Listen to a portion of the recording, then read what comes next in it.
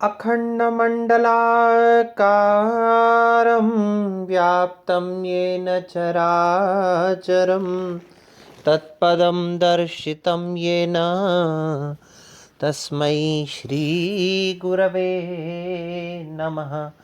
तस्मै श्रीगुरवे नमः। तस्मै श्रीगुरवे नमः। प्रिय विद्यार्थियों, आज हम पंचम उल्लास का अध्ययन करेंगे।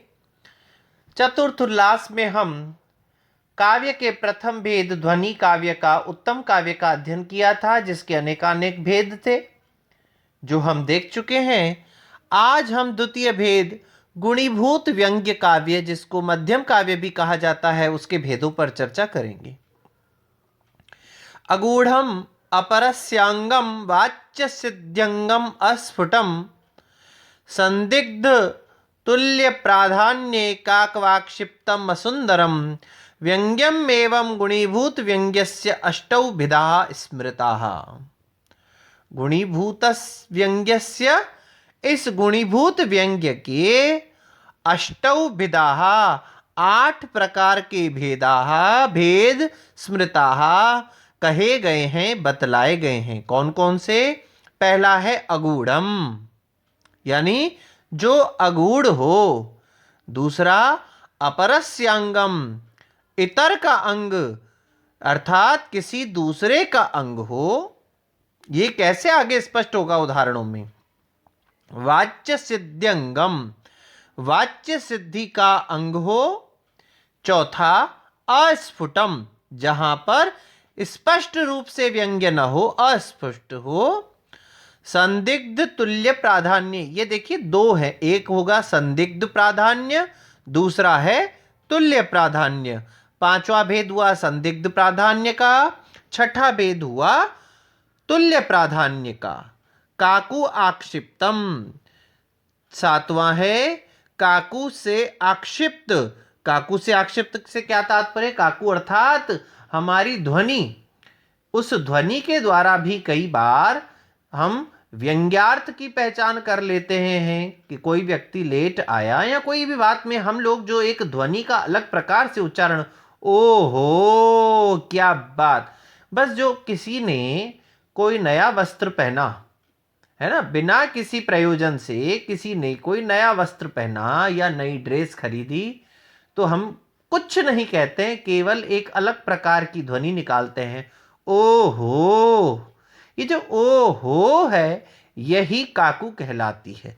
इसी के द्वारा आक्षिप्त व्यंग्य। और अंतिम है इस असुंदरम, जो असुंदर हो। ये 8 प्रकार के इसके व्यंग्य के, गुणीभूत व्यंग्य के भेद कहे हैं। देखिए, इसमें से हम कुछ एक का उदाहरण का अध्ययन करेंगे। सबसे पहले हमने देखा जो अगूढ़ है उसके 3 उदाहरण दिए हुए हैं। यस्या सुहृद कृतति वाला, उन्निद्र कोक नद रेणु का, और तीसरा अत्रासीत फणी। दूसरा उदाहरण है अपरस्यंगम। ये अपरस्यंगम को हम देखते हैं, उसमें उदाहरण क्या दिया है? अयम सरसनोत्कर्षी पीन स्तन विमर्दनः नाभि उरु जघन स्पर्शी नीवी विसृंसन करह। जब आप इस श्लोक का अर्थ देखेंगे तो आपको यह श्लोक जो है पूर्ण रूपेण श्रृंगार रस का श्लोक लगेगा। लेकिन जब इसका अध्ययन करेंगे अच्छी प्रकार से, इसके संदर्भ प्रसंग इत्यादि को देखेंगे, तो हमें यह पता चल जाता है वस्तुतः यह जो श्रृंगार रस है, यह एक करुण रस का ही अंग है। अंग रूप में यह श्रृंगार यहां पर आया हुआ है। कैसे? इसको समझने का प्रयास कीजिए। जहां वाक्य का तात्पर्य विषयीभूत प्रधान अर्थ, अन्य रस आदि या वाच्यादि अर्थ हो, वहां पर यह जो अंग रूप में होने के कारण से अपरांग कहा जाता है। अपरस्य अंग, किसी और का अंग कहलाएगा। देखिए, ये जो उदाहरण है, एक स्त्री है, उसका पति युद्ध में गया है। अब युद्ध में जब वो गया और उसके पति की मृत्यु हो जाती है, वह वीर गति को प्राप्त हो जाता है। जैसे ही अपने पति का शव उस स्त्री के सामने लाया जाता है, यहाँ वह स्त्री स्वयं उस पति के शव के समीप जाती है, तब वहां उसके हाथ, कटे हुए हाथ को देख करके वह क्या कहती है, अयम स रसनोत्कर्षी। अरे यह वही हाथ है। कौन सा? रश्नोत्कर्षी, जो मेरी करधनी को खींचने वाला था। पीनस्तन विमर्दन, जो मेरे भारी वक्षस्थलों का मर्दन करने वाला था। नाभि उरु जघन स्पर्शी, जो मेरे नाभि प्रदेश, उरु प्रदेश और जघन प्रदेश का स्पर्श करने वाला। और नीवी विस्त्रंसन, और मेरी नीवी को खोलने वाला यह मेरे पति का कर है। देखिए, जब आप इसको सुनते हैं तो आपको श्रृंगार रस का यहाँ आभास हो रहा है। वस्तुतः यह श्रृंगार जो है उस करुण के रस के ही अंगभूत में यहाँ पर आ रहा है, इसीलिए यह अपरांग कहा जाएगा, किसी और अंग से युक्त कहा जाएगा।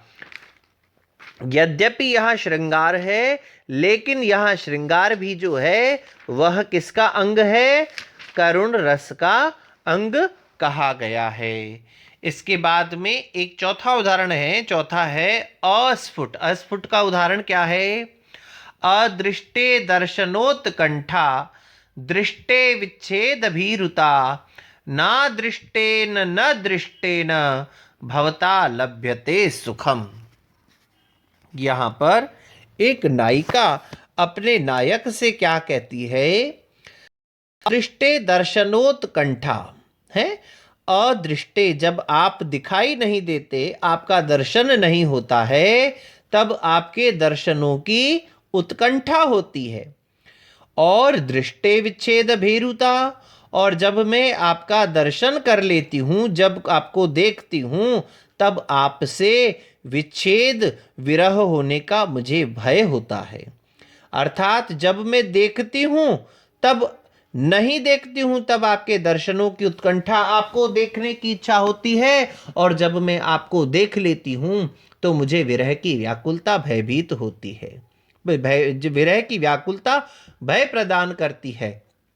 न अदृष्टेन न दृष्टेन, अरे आपसे तो न अदृष्ट में और ना ही दृष्ट में मुझे सुख प्राप्त होता है। अर्थात न तुम्हारा दर्शन करने पर मुझे सुख प्राप्त हो रहा है, और ना ही तुम्हारे अदर्शन में मुझे सुख प्राप्त हो रहा है। तो यहाँ जो यह व्यंग्यार्थ है, इसको समझना सहृदयों के लिए भी थोड़ा सा अस्पष्ट है, इसीलिए इसे अस्फुट कहा जाता है।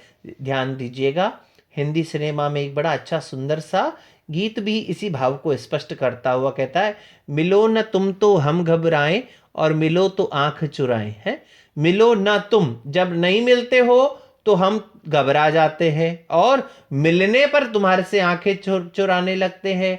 अगर तुम नहीं दिख रहे हो तो तुम्हारे दर्शनों की उत्कंठा हो रही, अर्थात मैं परेशान हूं, और जब तुम्हें देख भी लेती हूं तो भी मैं परेशान हूं। तो तुम्हारे से दर्शन होने पर या दर्शन न होने पर, दोनों ही परिस्थितियों में मुझे सुख की प्राप्ति नहीं हो रही है। अभी देखिए, हमने काकु आक्षिप्त को देखा। इस काकु आक्षिप्त का एक उदाहरण हम अभी देखेंगे। क्या है? मैंने आपको स्पष्ट किया था काकू से क्या तात्पर्य है, एक अलग प्रकार की ध्वनि। अरे वो मुझे, मान लीजिए दो लड़कों में लड़ाई हो जाए है, तो क्या होगा? अब एक ने दूसरे को मारा, अब दूसरे ने मार तो खा ली, फिर वो क्या कहता है कि अब एक बार उसको मिलने दे, मैं ना छोड़ूं तो देखना। या छोड़ूंगा नहीं क्या मैं? ये जो छोड़ूंगा नहीं क्या, इसका क्या मतलब है? इस बार मिलने दो उसको, अब बताऊंगा मैं क्या हूं। अब बताऊंगा क्या हूं से क्या तात्पर्य? यहां जो ये विशेष प्रकार की है, काकू है, यानी अब उनको समझ में आएगा कि मैं क्या हूं। यहीं पर ही उदाहरण दिया हुआ है वेणी संहार नाटक का। वहां पर क्या कह रहे हैं? मथनामी कौरव शतम समरे न कोपात, दुशासनस्य रुद्रम न पिबामि उरस्तः, संचूर्णयामि गदया न सुयोधन उरु, संधिम करोतु भवताम नृपति पणेन। यहाँ पर भीम जो है वो क्या कह रहा है, मथनामी कौरव शतम समरेन कोपात। अरे आपको क्या लगता है हैं? यदि संधिम करो तू भवतान नृपति पड़ेन, यदि आपका राजा, ये आपका राजा किसके लिए कह रहे हैं? मेरा राजा नहीं है। यदि यह राजा, यहाँ युधिष्ठिर के लिए कह रहे हैं कि यदि यह राजा, आपका राजा, मेरा नहीं, देखिए इसमें भी काकू है, ये आपका राजा अगर किसी पण पर, अगर किसी आधार पर, शर्त पर कौरवों के साथ संधि कर ले तो क्या, मथनामी कौरव शतम समरेन कोपात, तो क्या मैं उन सैकड़ों कौरवों को, 100 कौरवों को कोपात, कोप के कारण से युद्ध भूमि में मंथन नहीं करूंगा, उनका नाश नहीं करूंगा क्या? और क्या मैंने जो प्रतिज्ञा कर रखी है तो उस प्रतिज्ञा के अनुसार क्या दुशासनस्य रुधिरम न पिवामि उरस्तः, उस दुशासन के उर से क्या मैं रक्तपान नहीं करूंगा? और किम, क्या सुयोधन उरु गदया न संचूर्णयामि, क्या उस सुयोधन की, दुर्योधन की जंघाएं अपनी इस गदा के द्वारा नहीं तोड़ूंगा क्या? अर्थात दुर्योधन भले ही संधि कर ले, किंतु मैं युद्ध भूमि में कौरवों का नाश भी करूंगा, दुशासन की छाती से रक्तपान भी करूंगा और अपनी इस गदा से दुर्योधन की जंघाओं को भी तोड़ूंगा। यहाँ जो नहीं नहीं निषेध है, यह काकू से आक्षिप्त होने के कारण से यहाँ पर भी गुणीभूत व्यंग्य का 7वां भेद कहा गया है। इस प्रकार से हमने अगूढ़, अपरस्यांग, वाच्य सिद्धि अंग, अस्फुट, संदिग्ध प्राधान्य, तुल्य प्राधान्य, काकू आक्षिप्त और असुंदर, इन 8 वेदों में से अपरस्यांग, अस्फुट और काकू आक्षिप्त, इस 3 प्रकार के गुणीभूत व्यंग्य का अध्ययन किया। शेष 5 प्रकार के गुणीभूत व्यंग्य के भेदों का अध्ययन आप लोग घर पर करेंगे।